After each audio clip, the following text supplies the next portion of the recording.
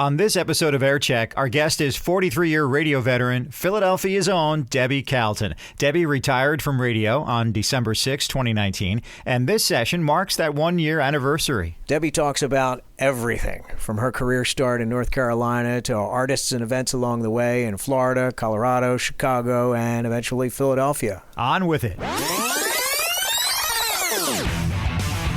Welcome to Air Check, Season 2, a podcast about radio's personality. From radio personalities, managers, consultants, owners, and your most humble hosts from Philadelphia, Rich DeSisto and Paul Kelly. Hey, this is Rich DeSisto. And I'm Paul Kelly. Welcome to another Air Check session. Our guest today is not just a radio veteran of rock radio, she's also a friend to me and to radio listeners in markets all across the country. Some of the stations she's worked at include WMGK Philadelphia, WYSP Philadelphia, WMET Chicago, 98 Rock Tampa, and more. She'll tell you all about them. In addition to her time on TV and winning a Grammy. This is Stevie Nicks, and you're listening to Debbi Calton. This is Alice Cooper, and you're listening to that hot little Debbi Calton. This is Roger Daltrey. This is Patti Smith, on the road in Finland, wishing Debbi Calton congratulations. This is Bob Seger. You're listening to Debbi Calton. This is Grace Slick. This is George Thorogood. This is Steve Miller. Hi, everybody. This is Graham Nash. This is Jackson Brown, and you're listening to Debbi Calton. This is Peter Frampton. This is Dave Mason, and you're listening to Debbi Calton. This is Ian Anderson of Jethro Tull. Hi, Debbie. This is Richard from the Psychedelic Furs, calling to congratulate you on 25 years with WMGK Philadelphia. Love you, Debbie. This is Simon Kirk of Bad Company. Hi, this is Eric. And John from the Hooters. And you are listening to the lovely and talented Debbi Calton. Hey, Debbie. Rob here from the Hooters. Congrats on 25 years of all the good music at MGK. This is Little Steven. You are listening to the sexiest DJ in all of Philadelphia. Yeah, even sexier than me. Debbi Calton. The one, the only, Debbi Calton. That's so sweet. That's so amazing. I mean, you still like me. Thank you. Debbi, what a career. 43 years. Unbelievable. Did you get the watch? Never got the watch. I did get some earrings. Nice. So that was good. And then I got a couple of little statues, which I have in my little studio here. So I got the acknowledgement. I got to say, it's been a really good run. I never anticipated being in anything for this long. And when I went into radio back in 1976, I had left college for a little bit. I was just going to take a break for like a semester.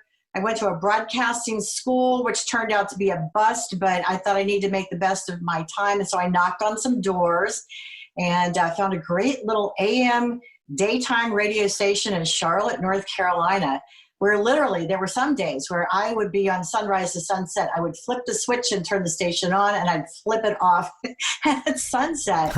I got the bug, and then I ended up just staying in this wacky business of ours. Yeah, well, Paul and I cannot wait to rewind those stories of yours. Your journey faced many crossroads, sometimes good, sometimes bad.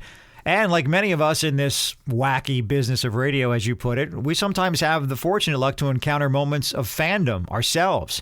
Being in music radio affords us opportunities to meet, snap a picture with, and even interview the musicians we play. And there are many of those moments in your career. So we would like at various times throughout this session to throw an artist name your way and get your reaction. Starting with a member of probably the most influential band in rock history, Led Zeppelin, John Paul Jones. That must have been an I've gone to heaven moment. I know how much of a Zeppelin fan you are, and I was at one time considered the resident Zeppelin head at a radio station, so I get it. But you got to sit with and talk to John Paul Jones. Talk about that moment. All right. So first of all, can I say I'm very proud of a couple of names that I gained while I was working at MGK. The Leadhead Redhead, and also Deb Zepp. So I've earned those. I'll never forget the first time I heard Led Zeppelin. I was blown away.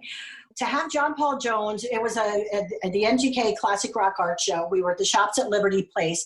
He was doing a show. I can't remember what the name of the group was that he had at the time, but he was doing a show at the Tower. So he came in with some of his wacky lap steel slide, put together instruments.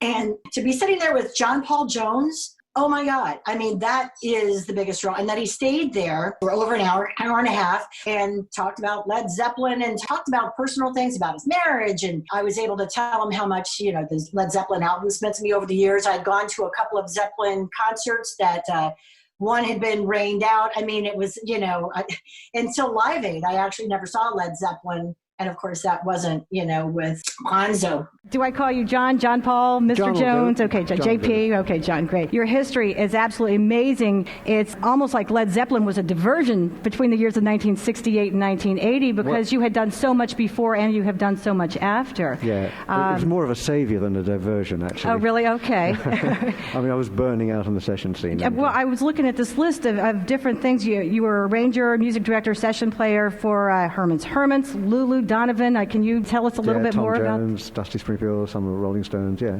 So you were much in demand. You're on a lot of things that we didn't realize that you were on. More things than I even care to remember myself.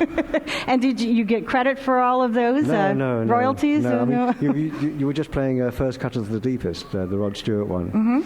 Mm-hmm. I was remarking that actually that was the only version I wasn't on. Oh, I was on the P.P. Arnold one, the Cat Stevens one, and that's what you did in those days. 2-3 sessions a day, and you sometimes didn't even know who the artist was or anything like that. Did you come about that because of a family connection with music? How did you even get into music in the first place? Were you young? My family was in music, yeah. They were in vaudeville.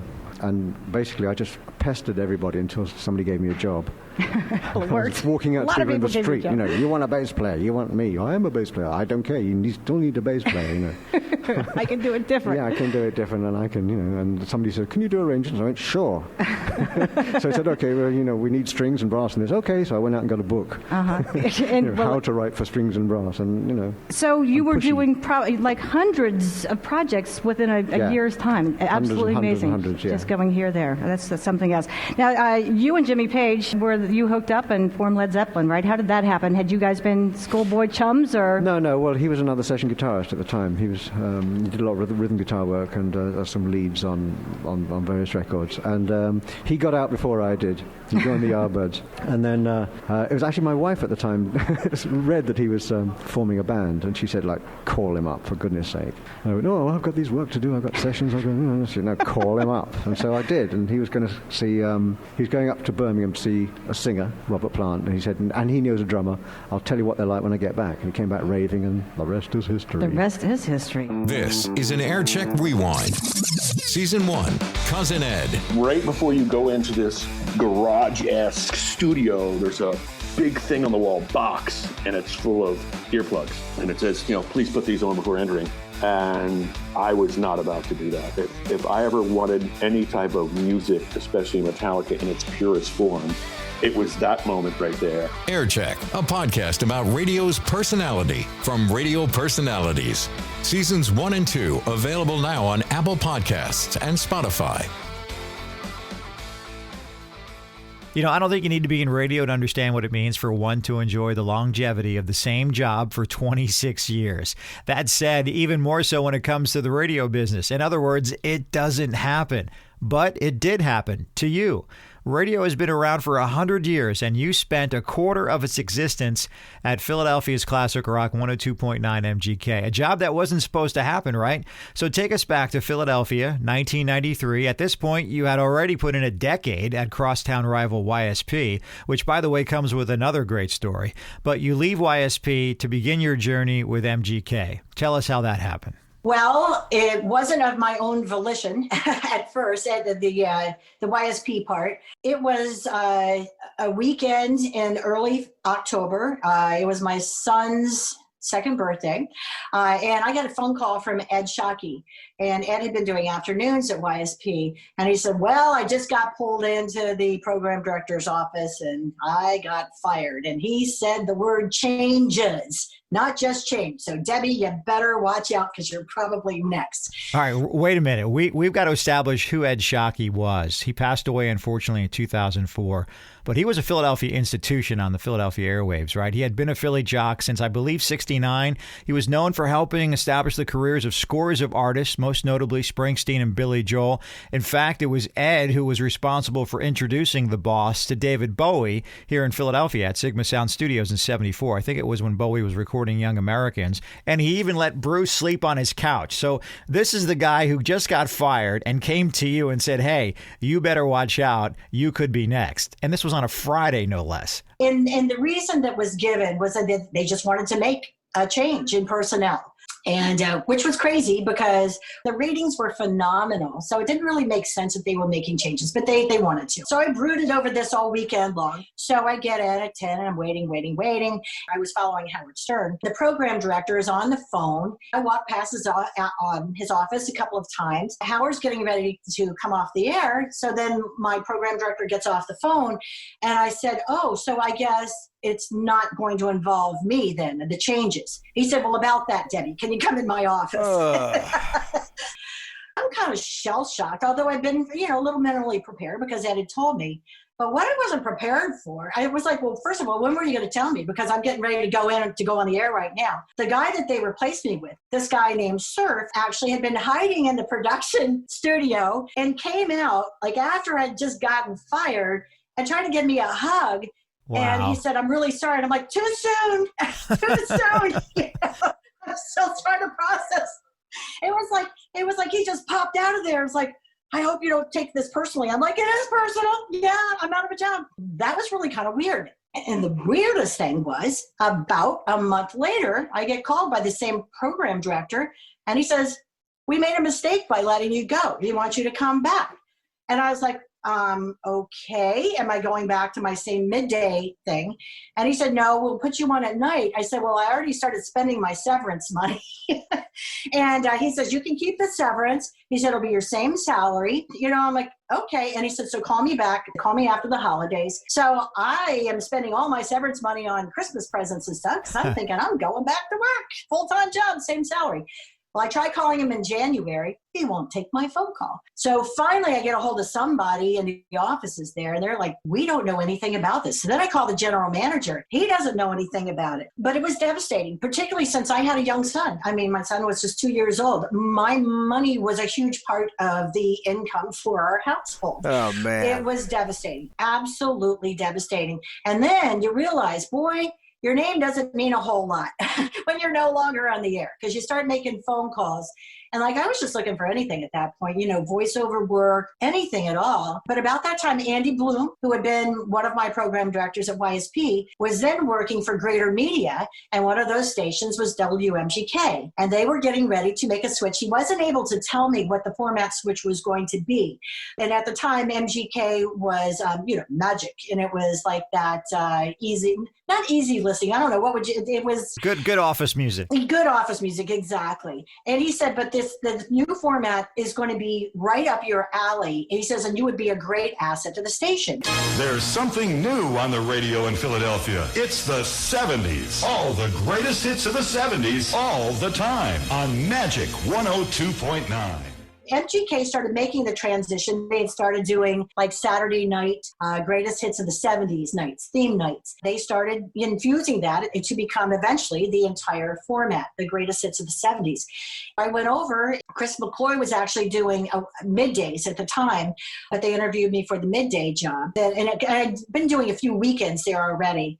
And then I got the midday job and I felt so bad because I like Chris McCoy so much and I felt so terrible that I was taking his job. Did you come out from hiding in the production studio and give him a hug? I did not do that. No, I did not do that. But he was so gracious, Chris was. He sent me a note saying, I know that you must feel bad and it's okay. This happens in radio. Thankfully, he got another job with Greater Media and their Jersey station not too long after that. So that all worked out well. WMGK, the new Magic 102.9, all the greatest hits of the 70s all the time. I can honestly say I cannot remember the last time I heard that song, the Sam Peters from 1971 and Sweet City Woman. Rod Stewart, Do You Think I'm Sexy before that. I'm Debbi Calton. It's great great to be here at the new Magic 102.9.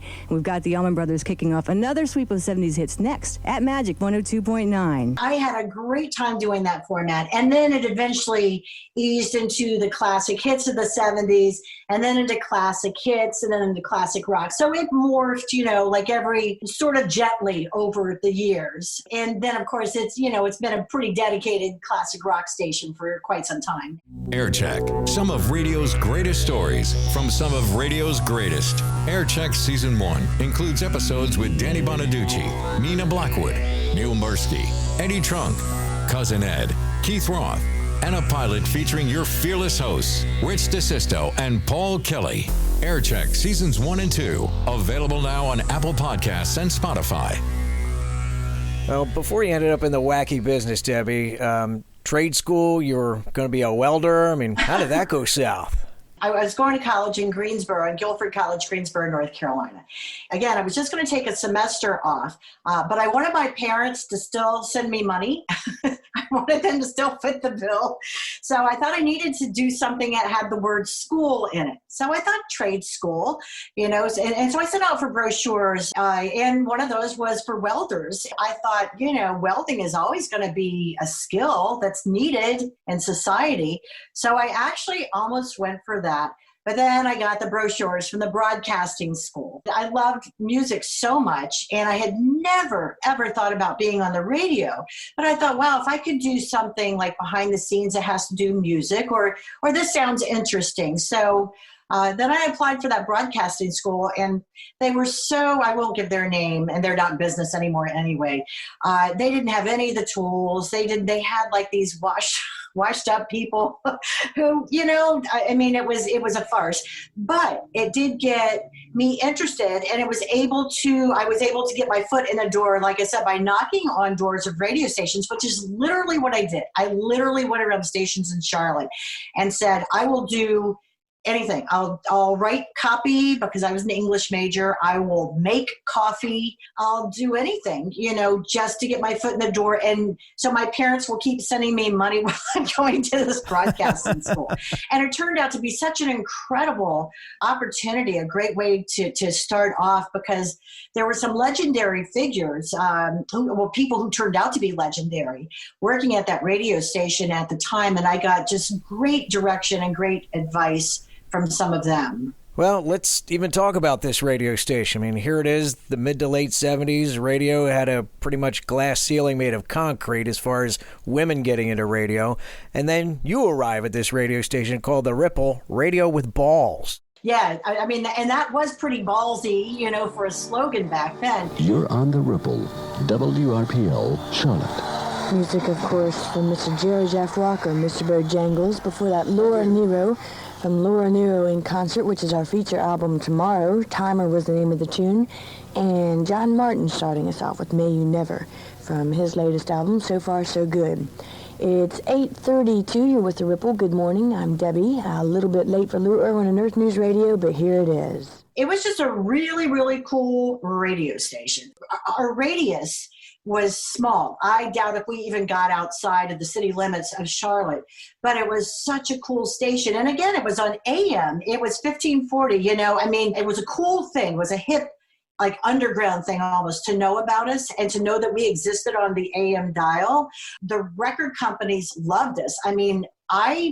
I'm pretty sure if I wasn't the first, I was one of the first to break that first album from Tom Petty, the first album from Elvis Costello. The record companies, they knew that they could stop by and give something, and we put it on the turntable right then, right away. If you were to describe the studio, how closely did it resemble the WKRP studio? I mean, the large felt-covered turntables. There was a skip on a record, and how you anticipate, like from back in the day, you had 45s, you knew there was going to be skip coming up at a certain time. I put gum on top of the needle to hold it. We had engineers, but a lot of times, we had to do things on our own like that. I also remember one time I was going to play the Steely Dan song, Showbiz Kids, and there's, the F word. Yeah. And so I'm anticipating when that lyric is going to come over. And we literally had a switch to turn on and off, what was going over the air. Literally just a switch that went back and forth right there on the board. So I'm waiting and I'm waiting. And I jumped the gun and I turned the switch like a second before, then I turn it back on. So of course the word comes blaring. But yeah, that's the kind of studio. I mean, it was 2 turntables and a microphone. It was, and it was basic, but we got the job done. Oof. Well, gum or resting a coin on top of the needle to keep it from skipping are all tools of the trade that we've all used at some point, right? I remember one time playing a Jimi Hendrix record and bumping the table, forcing the tone arm to rise, turn to the right, and then land on the other side of the vinyl. It was Jimi Hendrix, so now that it was playing backwards, you couldn't tell. It was a pretty funny moment. But you talk about the record companies loving you guys during that time, loving radio, right? That was an era in the late 70s where there were tons of new artists coming out, representing different genres: disco, progressive rock, punk, hard rock, and then the emergence of new wave. There was no peak in sight, and the music business at the time still relied on radio stations to get airplay. MTV didn't happen yet, and certainly music downloading or streaming service hadn't been invented yet either. It was still a needed relationship between the record companies and radio. But as relationships go, radio personalities and managements sometimes go their separate ways, good, bad, or indifferent. You end up in Tampa soon after your arrival at the Ripple in Charlotte.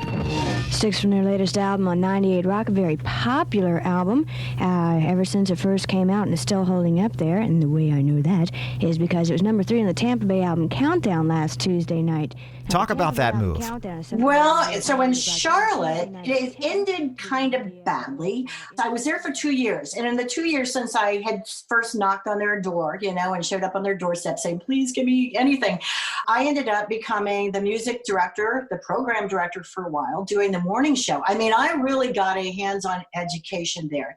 But as you mentioned earlier about women in radio, there weren't that many back then. And I didn't know. I was just coming out of college. I'm all like bright-eyed and bushy-tailed and everything. I'd never thought about discrimination based on gender or anything like that. But they decided to bring in a guy from the big FM station, which was, gosh, am I going to remember? WROQ, maybe? This is WROQ, Charlotte's #1 rock station.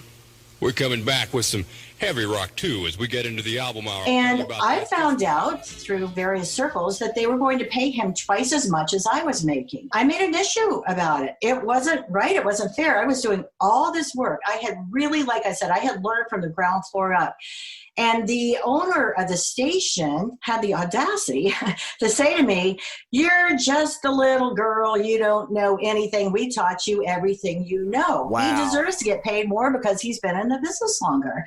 And I said, well, I don't find that very fair because I'm doing everything that you're asking him to do and more. And so it became an EEOC lawsuit. And again, I'm in territory I know absolutely nothing about. But the EEOC, they took it up with me. They felt like I had a valid claim. I actually ended up leaving because I just didn't feel like I could work under those terms. And I'm actually looking back on it. I mean, at the time, it was a very ballsy move to do that because I loved working there. I loved it. I loved everything about it. But I felt like I had to make a stand. So I did. So there I find myself out of a job. My parents were living in Florida at the time. So I went back to mom and dad, as we often do, between radio jobs. So I started working in Orlando. I can't even remember the call letters now. It was like a middle of the road kind of radio station, pop middle of the road kind of thing. So I worked there a little bit part-time. Actually, I worked on the weekends and I had to drive about an hour and a half to and from. So I would work from midnight till 6, from Saturday to Sunday morning. And then I'd have to be back on the air on Sunday at like 5 or 6. So I just sleep on the production floor. I remember those days. And then I do both shifts and then I drive back to my parents' house. Then I ended up, there was a job available in Tampa. I had friends in Tampa and they said, oh, you have to check out this station, 98 Rock. And they said, there's this great guy on the air. His name is Brock Whaley and we think he would be perfect for him. And we think he'd be perfect on the radio station. And ironically enough, I did end up marrying Brock several years down the road.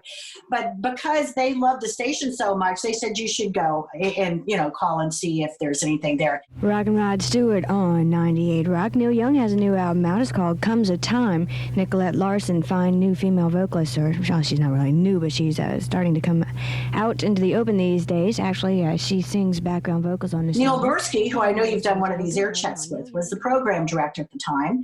So I ended up doing some weekend shifts there at first, and then we all got fired. There was like a purge. We all got fired on the same day. I don't know if Neil touched on this at all because I didn't hear his entire podcast, but I don't know if it came from the top or whatever, but the entire air staff, the whole daytime air staff was basically like completely out the door on the same day. So then over to Orlando. I was at WORJ in Orlando, which was really fun. In Matrix Quad, 100,000 watts of power to the people. Quad FM 107, WORJ, Mount Dora, Orlando. This is an Air Check Rewind. Season 1, Nina Blackwood. They had chartered some buses and took us to this, funky bar in New Jersey. And the excitement in that room and the anticipation was like nothing I've ever experienced prior or after. And when that, the beginning, the and that rocket went off. I mean, there were tears, there were yells. It was like a baby being born. For all these people, many of whom had worked on MTV for months and months and months. And finally, everything was coming to this fruition. Air Check, a podcast about radio's personality from Radio Personalities. Seasons 1 and 2 available now on Apple Podcasts and Spotify.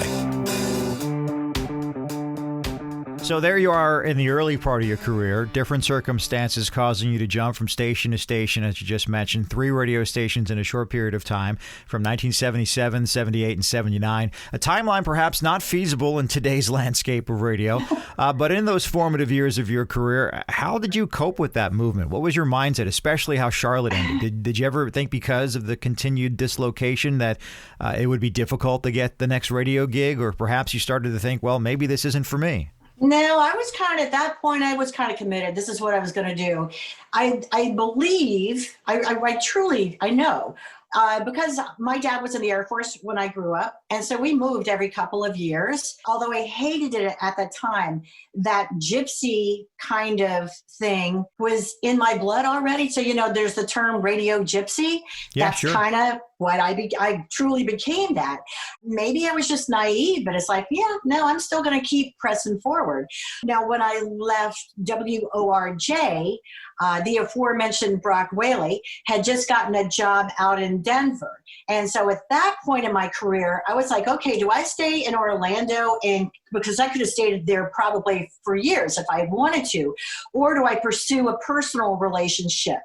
And so I decided to go out to Colorado to pursue the personal relationship, but I was able to land a radio job pretty much immediately at KFML in Denver. Brock was on one of the big rock stations, and I was on. It was almost like going back to the beginning, like the WRPL in Charlotte scenario, because this was another AM situation, but a very cool, wide range. And we had great people to come in for interviews, and we had access to all the great concerts and everything like that. KFML with 10cc from Bloody Tours and Shock on the Tube, Bruce Woolley and the Camera Club, Getaway Williams, starting off with the No Nukes album. Muse concerts, The Times They Are Changing with Carly Simon, James Taylor, and Graham Nash on KFML Denver. 47 degrees. It's been a nice day today, and we got one more coming, then getting a little bit colder. So you sold your water skis and you bought a parka and a set of snow skis. Oh, my God. Well, there's a whole story in the trip from Florida to Colorado. I was driving a pickup truck, and I had it filled to the gills, and I was hauling a U-Haul behind that, and I was going through the mountains like Chattanooga, the mountains of Tennessee, and it was a clutch. And so every time I lift up on the clutch, because the car wasn't tuned right for the climate change, because I went from fun and sun, like you said, into this mountainous and cold territory. Every time I lift my foot up the clutch, I would start going down the mountainside. I mean, it was terrifying.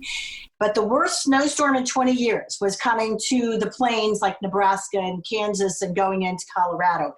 And I was going to be getting into Colorado just at the time the snowstorm hit. Well, it started hitting a little bit earlier. My windshield wipers stopped working. Snow was coming down. I've got my hand literally out the window, like brushing out the snow. When I got to Denver, my little pickup truck just died. It's like, that's it. I'm done. You took me from Florida to Colorado. I'm finished. The Denver dead end for the truck.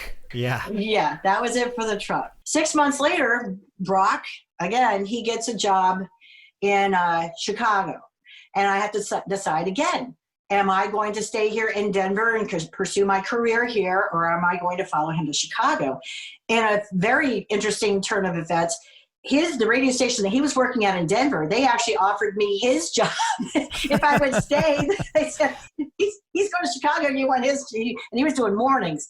I was like, yeah, I'm going to try this and see if this relationship works. So then I went out to Chicago and with Brock, and he got a big job at WMAT radio.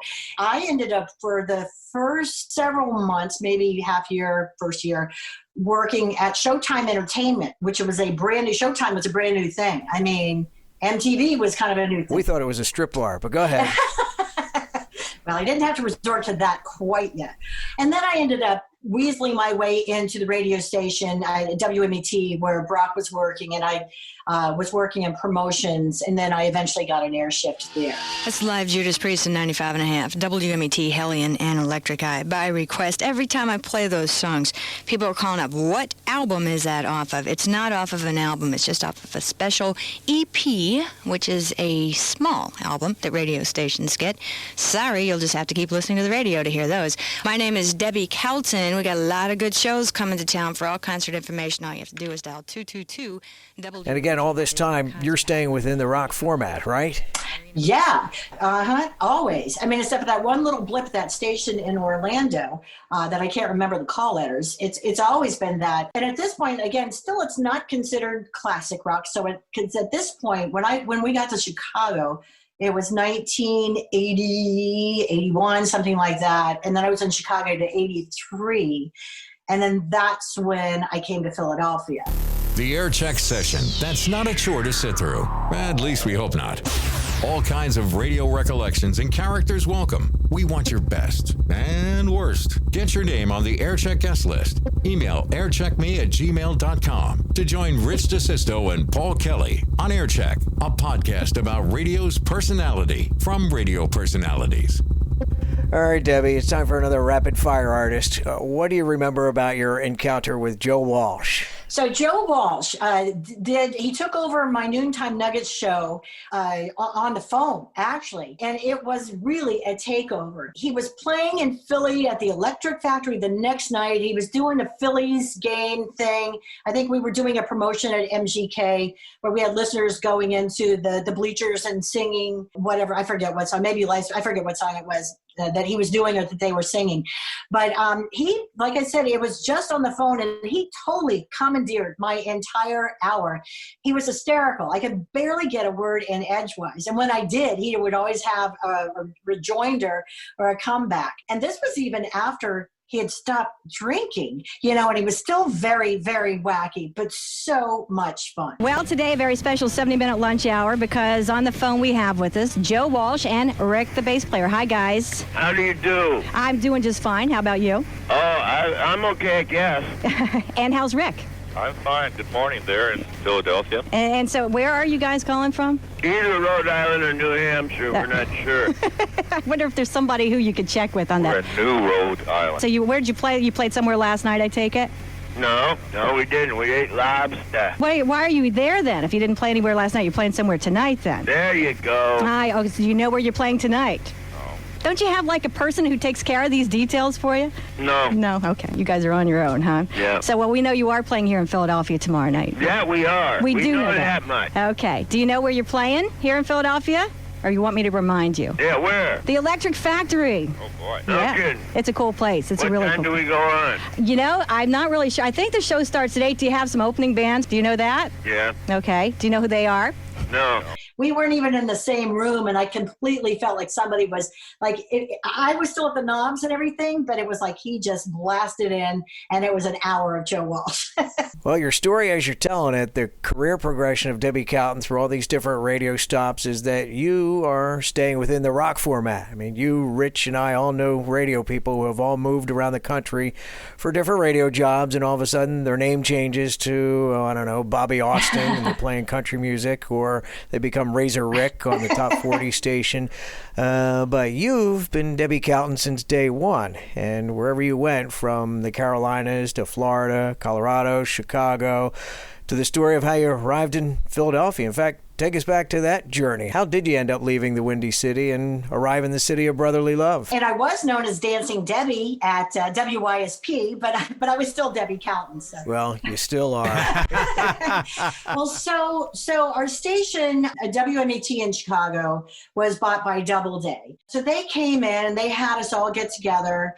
There was a big meeting where what I remember being said was there will be no attrition. Others remember him saying that there would be attrition. Either way, the attrition started the next day.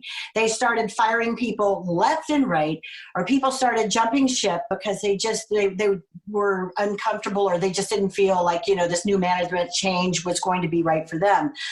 I literally was the last one holding on for the people who weren't rehired there. They tried everything that they could to make me quit.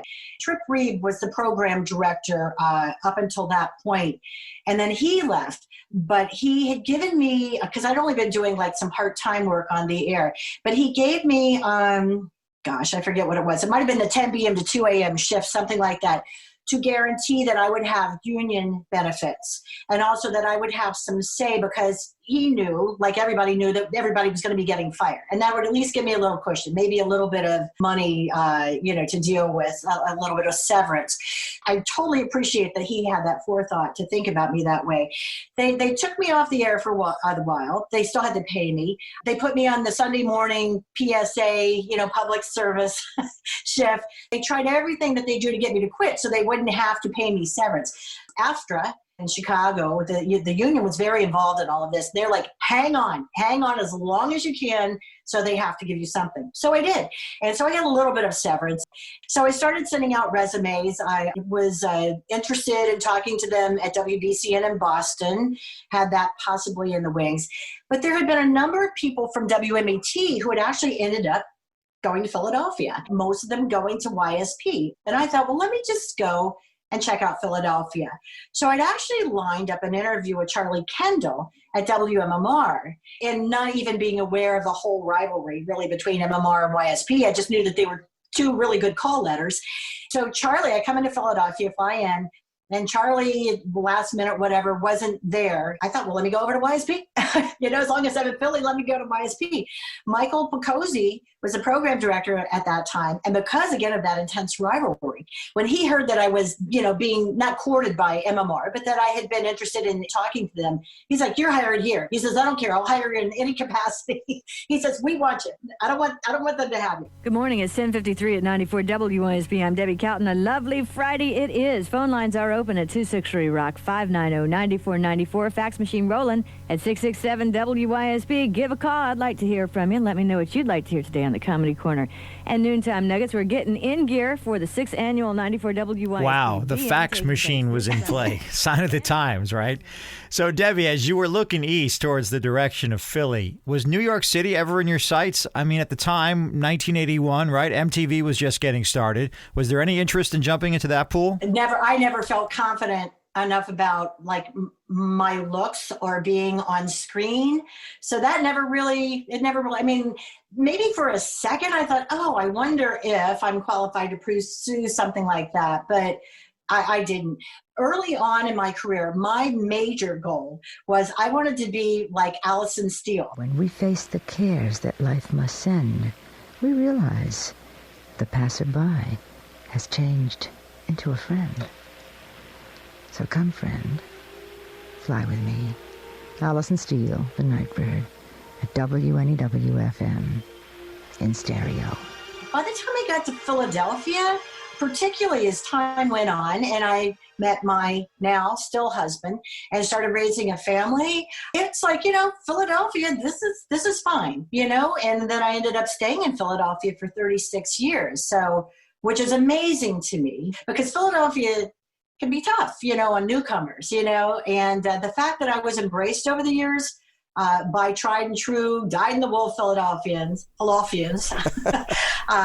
really meant so and still means so much to me. This is an Air Check Rewind. Season 1, Neil Mursky. AC/DC was on the bill, and this was just maybe a month or two before the release of Highway. No, a couple of months before the release of Highway to Hell. And I just caught Bon backstage before he went on, and he was a fun guy, and he was really excited about this new album was going to come out and make him a millionaire, and a couple of months later, he was gone. Air Check, a podcast about radio's personality from Radio Personalities. Seasons 1 and 2 available now on Apple Podcasts and Spotify. Your time at YSP in Philly during the turn of the 80s into the 90s was a pretty powerful time for that radio station and for the city. There was the MMR-YSP rivalry, Howard Stern and the DeBella story, the Philadelphia Eagles football coming to FM radio in 1992. Talk a little bit about that from your vantage point. You were there, you were on the air, you were behind the scenes. Philadelphia radio was on fire. Yeah. Well, again, there was always the rivalry with YSP and MMR. Always. If somebody was getting like a record first, then you're going to try to get the concert from the artist, the presents or whatever.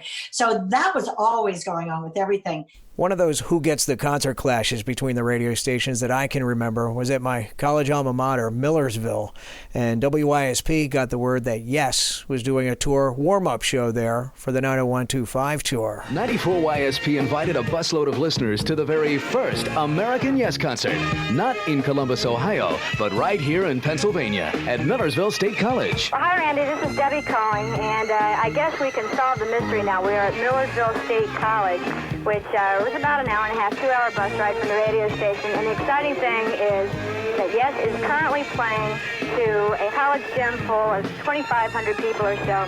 And what's really very special about this is the definite first gig on the tour. John Anderson himself said that when he welcomed everybody to Millersville. A capacity crowd of 2,500 people witnessed this very intimate, exclusive, first American Yes concert. And the only station in Philadelphia to take their listeners to see this event was 94 YSP. How special was it to see the first Mark show? Didia was the music director, and you're talking about like the down and dirty, way to approach radio. He was fantastic. He was a go-getter. And Metal Shop, all that. I mean, that was really fun to be a part of all of that. Andy Bloom was the one who ended up putting me on the air full time, which I will always be grateful to him. He was the one who brought in Howard Stern. And yes, that was extremely interesting because I followed Howard Stern when he first came on the air. I was doing middays. And so I would come into the studio. Theoretically, my shift started at 10, but there'd be a lot of days. I'm like, it's 11, it's 11:15, and I'm still just hanging around. But it brought a whole new scrutiny to the station because all of a sudden we've got national attention because this was new. I mean, Philadelphia was the first syndicated thing for Howard. He'd been in New York and everything. And this was Andy Bloom's doing. Well, this morning it's not only 92.3 K-Rock, it's 92.3 K-Rock and WYSP in Philly. Doggies. Hello, Philadelphia. Welcome to your worst nightmare. All of a sudden, there's a whole different audience in addition to the audience that we had already, gathered. I remember always being terrified that Howard was going to call me out on the air. And there were a couple of times that he mentioned my name on the air and said, get our phone number. We're going to call her. Like, please, don't call me. There was one time when he and Robin were on vacation for a couple of weeks. And so Andy put comedian Rich Scheidner, who had been the shoe salesman on Married with Children. But Andy put Rich and me on the air together to fill in while Howard and Robin and the show was on vacation. Well, Rich, I would imagine you being the funny guy that you are, that you liven up any party you go to. Do I? Yeah, well, I don't know. I haven't been in any parties with you. I used to be the absolute last to leave. Really? Yeah, because I was always afraid I was going to miss something. Uh-huh. You know? Oh, I knew. I'd be there right when they're like the hefty trash bags come out. You know, when the host drag out the hefty trash bag, and I'd be like, well, was there a hen here or something? But I'd be last one to leave because I was always afraid I was going to miss something. Uh-huh. No matter how late I stayed, you know, I'd stay there like nobody was left. There's nothing going on. Guaranteed, next day someone comes up to me, oh, you missed it. After you left. An alien ship landed. We partied with them. They were looking for you. They came looking to party with you, and you were gone. You missed it. We weren't trying to be Howard and Robin. We just happened to be a man and a woman doing a radio show. But man, oh man, when Howard came back, the people were calling, oh my gosh, it's Debbi Calton and this comedian. They were trying to be you guys, and it was terrible. It's like, no, we weren't trying to be them. We were just trying to do a radio show, a fun and entertaining radio show. So that scrutiny, that kind of thing was new to me, but I learned to deal with it. But again, I was always in mortal fear that Howard was going to call me and put me on the spot. But yeah, that was really, and then of course also things became very nasty with Howard and John DeBella at that time. And I remember being at a wedding, Rob Hyman from the Hooters. It was his wedding, and I was standing right behind John DeBella in the food line. And I was thinking, oh my gosh, I hope he doesn't turn around and turn on me, you know, just because I work at, you know, at YSP. But then, of course, DeBella and I ended up working together at MGK years down the road, you know, became very close friends. There is something that non-radio people don't necessarily understand. How important the changeover is between one disc jockey and another. Close, but not yet. They're betting on when I'm going to fall apart. I'm already starting. I mean, over the years, I have had some people that I have had really, really bad changeovers with. I mean, yeah, names, please. Right, but I've also had some good ones, and for the longest time, I never thought anybody could replace that, even, you know, improve upon it. And then I came to work here. The very first day that I was on the air, and I was scared stiff. You came in and you went to me, well, obviously we're going to be a little louder and a lot more upbeat in the morning from now on. And it was true. And I was like, okay. And it really relaxed me. It made me feel like I was at home, and you have no concept as to how important you walking in that door every day has been to me for the past 18 years. Folks, you don't understand. This woman comes in happy, dressed to the nines each and every day, a rarity in radio than anybody ever even dresses up for this job. And over that time, we have shared personal stories about family, about kids, about life, about this job, about the company, about the radio industry, all of that stuff, all of that time. And I don't know if that hole will ever get filled again. I don't know if it's possible. I love you so much. I hope you have the most fun when whatever it is that you're going to do. You're just jealous, that's all. I am very jealous. John, that was lovely. Thank you for speaking from the heart, and I will miss you too. I didn't know what to expect when you first came here, and it's been just so much fun. This episode of Aircheck continues right after this shameless begging for your radio stories. You got one? More than one? Taking what we can get. Email aircheckme@gmail.com. To join Rich DeSisto and Paul Kelly on Aircheck, a podcast about radio's personality from Radio Personalities. Now, you started down in North Carolina at an AM radio station called The Ripple, Radio with Balls. You arrived in Philadelphia in the early 80s. And as I keep saying about how your persona has evolved, you talked about doing a show called Metal Shop, which was a first of its kind in the early 80s, a Saturday night hard rock or metal show featuring those more aggressive artists and their songs that perhaps were not a perfect fit for the daily radio playlist. But what was the story of your panties being up for grabs? Oh, my God. That was Mark DeDia, Mean Ed Green, and Killer Ken Sharp. They were the ones who came up with those ideas. 94 YSP's Metal Shop. Debbi Calton sitting in for the king of slime, the king of dirt, the king of everything that's greasy and sleazy and in the gutter. And I've got Mean Ed Green and Killer Ken, and tonight we are doing our post-VD salute. Yay! And we decided that tonight we'll each pick our own favorite love song or our own favorite love sucks song. And we'll be taking your calls later on. for those underwear, which I like. You're going to have to grab them off me, Ed. But we're doing kind of a love, a VD. Kind of, oops, hey, Ed. That's enough. Goodbye. I know that's the way you feel about me, beautiful girls and everything, but enough VH is enough, all I right? just can't wait to take your panties off once you said that. Ed, come on, that comes later on during the show. We got some phones ringing here. And it was kind of funny because it's not that I necessarily had a prudish image or anything like that at all, but things would get raunchy on Metal Shop, and I kind of got pulled into it. It was kind of fun, you know. I mean, it was all theater of the mind. It took 3 guys to come up with that idea. Yeah, it did. All right, Debbie, here comes another rapid-fire artist mention. When I say the name David Crosby, what comes to mind? Oh, my God. The scariest hour and a half I've ever had on the radio. David Crosby actually was in the studio with me. He had a bad experience. It was a rainy, crappy, gray day in Philadelphia. And he had a bad experience at a TV station before he came into the studio. So I was already, you know, it was Cranky David from the start. Now, it was a year ago yesterday that Crosby, Stills, Nash & Young, the reunion tour was at the First Union Center. And it was a fabulous concert, as both of the reunion concerts have been.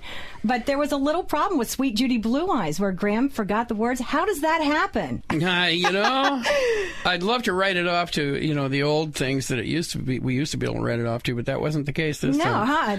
But well, Stephen Stiller, one of you, the senior moment was, I think. Yeah, senior moment is a very good description. The fun part about it was that it was Graham, because it's almost always me. I'm the one. I'm the one. I'll forget the words and I'll lip read Graham or Stephen. Right. I can do it really fast. I can sound like, just by missing the first letter of the word, wooden chips on the, you know. I can do it so that it sounds as if I had been there from the beginning, because they make the W. I see them make the W, and my quick little mind goes, it's wooden chips. Okay, ploy. good. That's not what I do. And so when Graham actually is the one, you know, I just have to cheer and shout and clap my hands in the air and, you know, make a big deal about it, because it's always me. Yeah, and it wasn't like just the first try. It took like 3 tries for him to finally. Yeah, it's funny. Well, it's because we were laughing so hard. That was a great moment. I had been planning this for a long time about how I was going to do the approach, and decided to do it chronologically. So start basically, you know, back at the beginning, and then on, and then up to his current band at that time, which was CPR. He was brilliant on air. He was gold on air. And every time I turned the mic, and we were live on the air. I mean, we were alive. And I was also, you know, I'm producing it while I'm on the air. But every time I turn the mic off and we're playing a song, he would snarl at me. He was like, "You're not going to play any of CPR's music, are you?" I'm like, "Yeah, David, I've got it right here. See, I'm going to play it, but they're not in the timeline yet." Yeah. But it's one of my it's one of my favorite interviews because of what it produced. But I still get hives when I think about that day. This is an Air Check Rewind. Season 1, Danny Bonaducci. So I got him in the car, and we started going fairly fast, not as fast as I could, but pretty fast. And he kept saying things like, see? I mean, he looked scared because, see, I'm not screaming. We come around the last loop, and there's some lady pushing a baby carriage, which I then hit. He starts flipping out, screaming, and he's out of his mind. At the time, it was my wife with a doll in the carriage. Air Check, a podcast about radio's personality from Radio Personalities. Seasons 1 and 2 available now on Apple Podcasts and Spotify. If you're curious as to what really goes on behind the scenes of high society, don't miss seeing Inside Jennifer Wells, now playing at the Fairvilla Twin Cinema. Jennifer Wells is determined to prove that physical education is just as important as being intelligent, rich, and famous. Jennifer is the most popular of the jet set. Find out what's inside Jennifer Wells, now showing at the Fairvilla Cinema, Highway 441 in the Fairvilla Shopping Center. Rated XXX. That was you on that spot then, wasn't it? That was me on Wow. that, yes. And I think XXX. I ended up, because there was a string of porno theaters or adult theaters in Florida. Actually, they were statewide, that were advertising with the radio station, and some enterprising salesperson, if you go back to WKRP, some Herb Tarlick, kind of guy, said, well, how would you like to be the voice of these theaters, if they're commercials? So I'm like, sure. I mean, it was some extra money, and so there I found myself doing commercials for Debbie Does Dallas. And Debbie and does dirty commercials. Exactly, yes. And just hoping, because my parents were living in Florida, That's just perfect. hoping that they weren't hearing any of these commercials, or maybe they wouldn't recognize my voice on them. I don't know. But that was a little sideline I had going there for a while.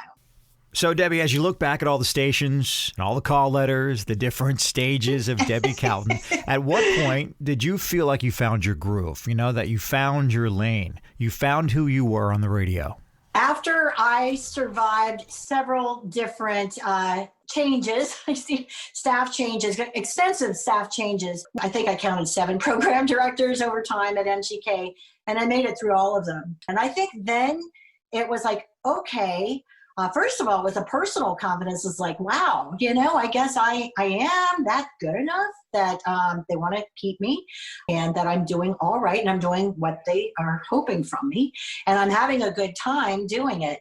So I think that was what the really pivotal time is, when I made the cut. Tell us about your encounter with Peter Frampton. Well, okay, so Peter Frampton, his the Frampton Comes Alive album came out just when I was starting in radio in 76 at WRPL.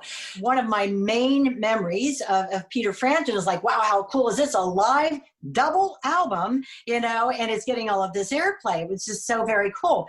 Fast forward to 25, however many years later, and we had Peter Frampton as the guest at, I guess it was his second WMGK Let Freedom Rock Fest. Is there a story about John Entwistle chaining you to a radiator? There's all sorts of stories. But I mean, I think that the entire Who, I think Roger says that he wasn't part of it, but I think he was, because I've done recent touring with Roger as well, so we're good friends. And no, it was that I was the new Teen Scream guy on the block, So when you were the face? The face of 68, mm-hmm. Right. So that we were in this one theater up north somewhere, and the dressing rooms were on the 3rd floor, and all the kids were outside the stage door. So I popped my head out to look at what everyone was looking at, and when I popped my head out, I got screamed at, So the Who thought this was marvelous. Mm-hmm. And so first Keith would just push my head out the window and then pull me back in. And it was like that. Like a marionette or something. Right, exactly. Then I think it was Pete Townsend and John and Keith held both legs and dangled me out the window. Oh, okay. Upside down. So oh.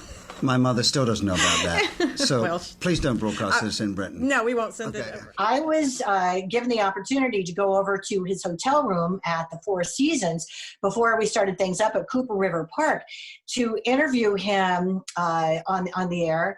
Actually, we taped it back at the studio, and then it was, spliced and edited and all that kind of stuff, but played on the loudspeakers at Cooper River Park before the show began. It was thrilling because, again, this was several hours before the show was actually beginning. So I got over to Cooper River Park. I left Four Seasons after the interview and got over to Cooper River Park just in time to hear me talking to Peter Frampton over the big loudspeakers there. And it was such a rush because, again, I went back to, I think we all still had that little fan inside of us, before we were knew we were going to be DJs or whatever. But this is Peter Frampton, and I played his song on the radio back in 1976, and it's and now here I am interviewing him in his hotel room. I mean, it never gets old. It's always thrilling. I won't tell you my Peter Frampton story, but let me give you an artist. How about Grace Slick? Grace Slick. Oh my God. I was maybe 11, 12 years old when Surrealistic Pillow came out, and bought that record, and it stayed on my turntable all the time. So little 12-year-old Debbie was actually the one in the studio that day interviewing Grace Slick, and I couldn't contain my excitement. And she was really great. She was fantastic. Grace Slick is in town this weekend. She has an art exhibit of her paintings at the Wentworth Gallery at the Court of King of Prussia. Let me just say how excited I am to have her in the studio. I woke up this morning, bolted out of bed. Well, a hot flash sort of precipitated that, too. But I thought, oh, my God, I've got Grace Slick coming into my studio today. So welcome, Grace Slick. It's a wonderful thing to have you here. Well, thank you. In 1967, as a 12-year-old, I was growing up in Northern California and reading my Berkeley Barbs and listening to Surrealistic Pillow and wishing I could run away to San Francisco and be you. And a lot of people did. Well, my next door neighbor did. And when she eventually came back, she had pierced ears and gonorrhea. So I don't know what else I might have missed by not running away to San Francisco. I got the latter of those two, but when everybody was piercing their ears, I never did it. I didn't want any more holes in my body than I've already got. Really? Yeah. No tats and no piercings. But at that time, I mean, that was your era, that was your area. And you were a woman in a man's San Francisco, basically. I mean, you and Janis Joplin, and, there were a few others floating around, but that must have been pretty heady, or did it even occur to you? No, it didn't, because women have always been singers. So it's not that unusual. Everybody thinks it was. But the San Francisco bands also had a lot of women. Each band had a woman doing some or other, so it wasn't that odd, really. It's not like you sang your way through high school and college and all that. You just, can you tell the story? My mom was a singer, so I was actually modeling at iMagnons, and I went to see Jefferson Airplane play. And I thought, gee, that looks like more fun. They only have to work 2 hours a night.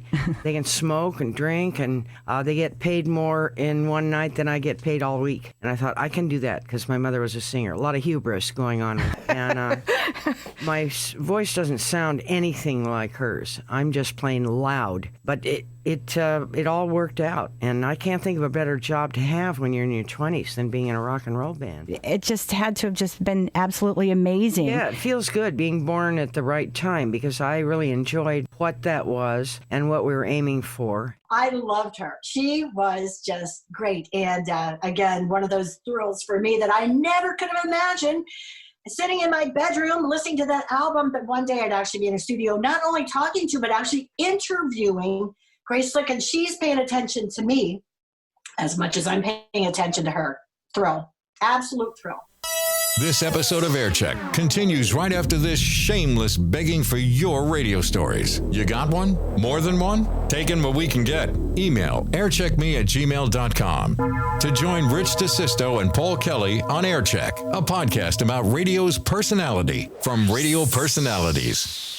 So obviously most of your career, Debbie, we've been talking about what radio stations and cities you worked in. Lots of Philadelphia friends and fans will be checking out this Aircheck session. But you've also got some television notoriety across the country with your on-camera involvement with PBS and helping with some of their fundraising drives. How did you get connected with that? I got to tell you, that has been so much fun. And I mentioned earlier, like when you were asking me about MTV, I never had confidence in front of a camera. But doing these things has really been great for me to push myself a little bit more forward. And it's just been fun. And then also the fact, like you said, that it's nationwide. Like I could call up my dad, and say, hey, Dad, I'm going to be on, the little station there in North Carolina, or friends across the country or whatever. Well, one of the other things that you were involved in your career, other than television and radio, but you were honored with a Grammy Award for an anti-bullying campaign, if I'm correct. Talk a little bit about that and how that started and how that grew into what it turned out to be. Well, technically, I have to say that I was part of a Grammy Award-winning project. I'm not allowed to say that I won. I didn't get the statue. I did get a really nice little, plaque, a little, certificate, whatever. But the way that came about, there's some, group of musicians / writers / producers in the Bucks County area who had been working on some children's records and different kinds of things for a while. And they had just sort of put out a blanket, like, who'd be interested in voicing their poems or little scripts written by somebody else. And then we would just be the voice. I think the timing was so incredible for that, because it was just when bullying was becoming a topic nationwide. So they submitted this for the Best Children's Album of the year to the Grammy Awards, and it was one of the 5 nominees. So I had actually gone to the Grammys the year before. My girlfriend had worked with the Grammys, and she invited me out the year before, and I had such a great time that she had invited me to come out again. I was like, well, now I have a reason, a real reason. So a lot of people who were on that project, we all went out to California. It was really just amazing. I mean, all the parties and everything. It was also the weekend that Whitney Houston died. Exactly what happened inside the iconic Beverly Hilton remains a mystery. Paramedics raced to the 4th floor and found a lifeless Whitney Houston inside her hotel room bathtub. They tried in vain to resuscitate her with CPR. At 3:55 p.m. this afternoon, Whitney Houston was pronounced dead at the Beverly Hilton Hotel. The Grammy people had to go into overdrive to sort of revamp the program for the next day, the live portion. The segment of the Grammys where the Best Children's Record was coming up was on Saturday afternoon. And you know how they always say pre-tape from earlier festivities, whatever. So we were the earlier festivities. But kind of cool because you're sitting next to Weird Al Yankovic on one side. You're sitting next to Emmylou Harris on the other side. It was just really very cool. I was sort of standing back in the crowd when they were doing the children's category. But I thought, just in case, maybe I better position myself in the aisle. So I was ready. And so then they call out the name of the album, and it's so exciting, as one of the nominees. And the winner is... And the Grammy goes to All About Believe. Yes! Oh my God, we actually won the Grammy. Once your tenure on Philadelphia radio concluded, which you ended on your own terms, you had a pretty decent send-off in that Beasley Broadcasting, WMGK, allowed you to give the audience a 4-month notice to let them know you were going away, which in radio just doesn't happen. Right. Most air talent don't get the opportunity to say goodbye to the listeners. Usually management shows you the door with no warning and best be gone before it hits you in the tail. In your case, you were able to announce on air 4 months ahead of time that you were retiring from radio. And then in the final month, WMGK ran 30 Days of Debbi. And then you got to do a final show saying goodbye to the Philadelphia listening audience. Tell us about the final show. What was that like? Well, the 30 Days of Debbi was so remarkable to be able to do that. That was the hardest I have ever worked in my entire life. I went through tapes from 40 years, that were still on cassette or in reel-to-reel. Wow. And digitized them and edited them and put them together and wrote script and did all of that and found video clips. But it was remarkable for me personally to go through that journey, to remind myself of the journey that I had gone through, my radio journey. After 36 years on Philadelphia's airwaves, Debbi Calton bids farewell. And during her final month, MGK gets to take a peek into her scrapbook. It's 30 Days of Debbi, featuring some of her... So to be able to do that was just incredible. And I am so grateful to Beasley for letting me do that. Because like you said, you don't really get to say goodbye in radio. You're there one day, you're gone the next. You're wiped off of all the websites and no voices on the commercials or anything. The final day was amazing. I can't imagine. I don't know who's been able to have a send-off like that. It was such a fantastic way to wrap it up. As I've said, it's been a wonderful thing to hear from so many of you these last few months, and I'm grateful to receive your stories and memories from over the years. It's also been such an amazing thing for me to feel your love and respect, and it's made me realize how important it is to tell those that we love and respect that we feel that way about them on an ongoing basis. It's really made me aware that I need to practice that more regularly, not just when something is ending or over, but all the time. So don't wait until later. Reinforce belief in others every day. And thank you for being there all these years and reminding me that you were listening and we were growing up and older together. I will miss you all tremendously. That is great. Well, Debbi, 43 years in radio, the broadcast career of yours that you decided to wrap on your own terms. Many radio listeners, co-workers, radio industry people, your PBS television viewers want to know, what are you doing now? Well, of course, it's been a pandemic. I have sold 2 houses, bought a house, moved my son to Georgia, moved him back from Georgia, moved my parents into assisted living in North Carolina. I haven't stopped for a second, and I'm glad that I actually had the time to be able to do all these unforeseen things that came up. We're now settled into a new home in New York State. We're about a half an hour north of Woodstock. My husband is going to be resuming some socially distanced, socially responsible touring, so I'm going to be able to go out on a couple of shows with him.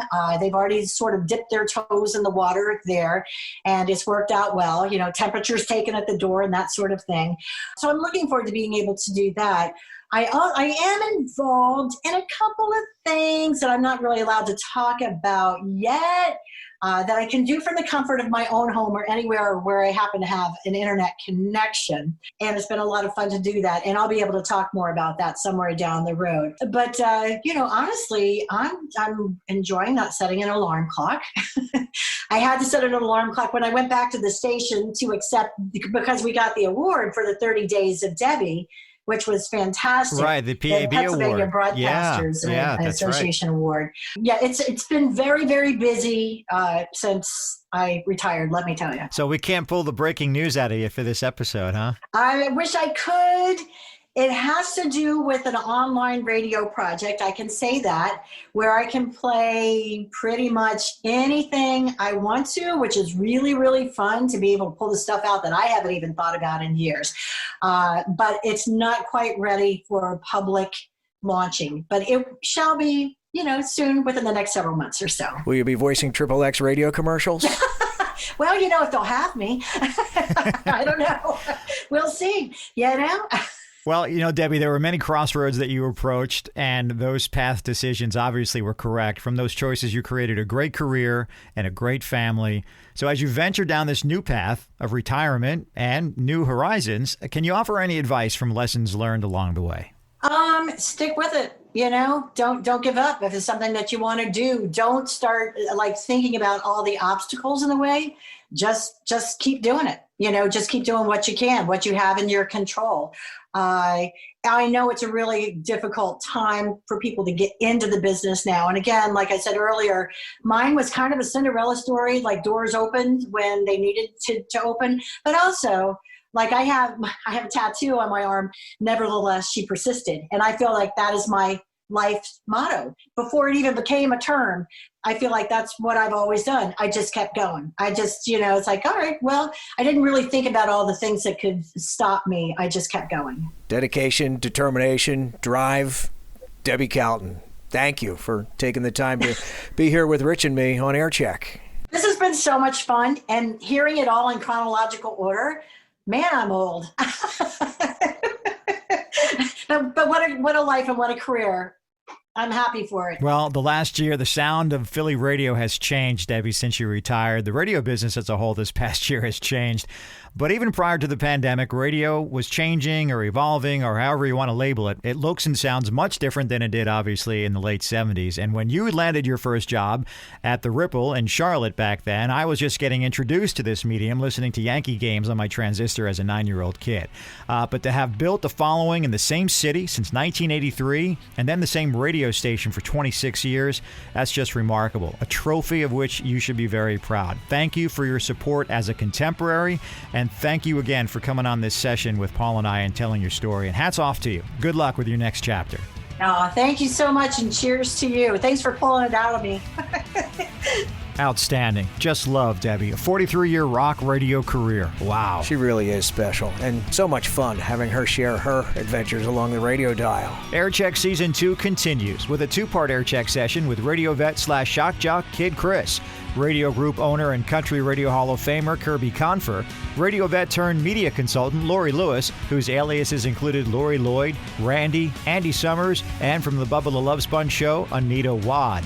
Plus the creator of the classic rock radio format, consultant Fred Jacobs. Follow us on Facebook, facebook.com/aircheckme. Say hi and tell us what you think, or if you have a favorite episode. You can stream or download every episode of Air Check on Apple Podcasts, Spotify, or Google Podcasts, and you can also ask your smart speaker to play Air Check Podcast. If you haven't done so yet, make sure you subscribe and also give us a great rating, too.